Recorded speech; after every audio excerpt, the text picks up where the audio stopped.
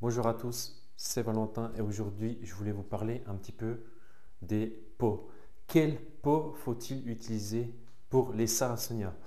Alors c'est un très grand débat mais je voulais en parler aujourd'hui dans cette vidéo. Alors on m'a posé plusieurs questions. Déjà, quel pot utiliser pour un Sarracenia? Alors il y a différentes façons de voir les choses, différentes manières de les utiliser. Après, tout dépend aussi ce que vous voulez faire avec vos Sarracenia. Si vous voulez des grosses potées, des petites potées, si vous avez beaucoup de place ou très peu de place, tout dépend ce que vous voulez faire avec vos plantes.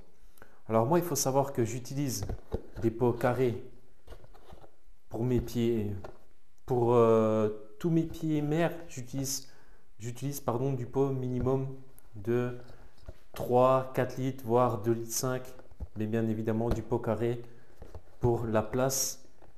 Et il y a un autre point aussi, quand vous utilisez du pot carré dans vos bacs ou dans vos soucoupes, ça évite le développement des algues. C'est-à-dire que tout touche à touche, les pots, ils ne vont pas laisser passer la lumière du soleil et l'eau ne va pas tourner en plein été quand il fait vraiment très chaud.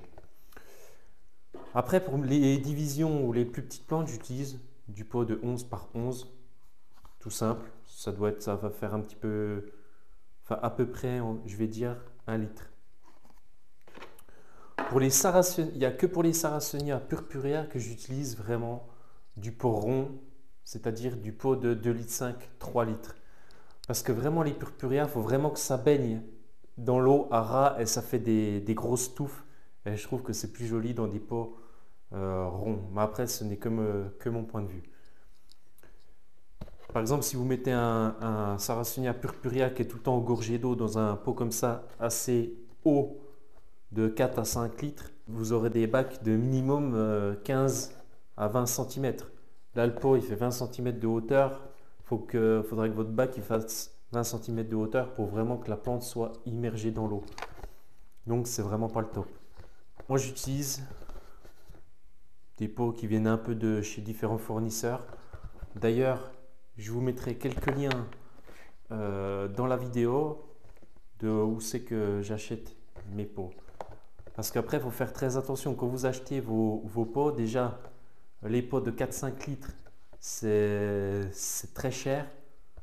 Donc des fois, vous avez vos pots qui vont vous coûter, je ne sais pas, je dis une bêtise, 100 €, vos frais de port, suivant le poids du colis, vous en aurez pour 40-50 €. Alors, il faut faire attention quand vous commandez votre matériel. Il faut vraiment prendre tout ce que vous avez besoin, limite en une, voire 2 fois. Ça va vous limiter les frais de port. Mais après, par exemple, si vous utilisez du pot de, allez, je vais dire une bêtise, de 1 litre 5, voire 2 litres, en pot rond, en pot carré, c'est votre choix.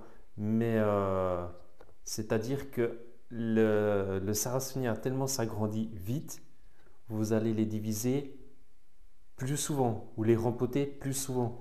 C'est-à-dire qu'au bout de 2 ans, il faudra changer le pot parce que le pot ne sera plus assez grand. Ou alors il faudra diviser la plante. Au bout d'un moment, le pot, si vous voulez, il va se déformer. Donc il ne sera plus adapté à la plante. Donc il faudra vraiment changer ça.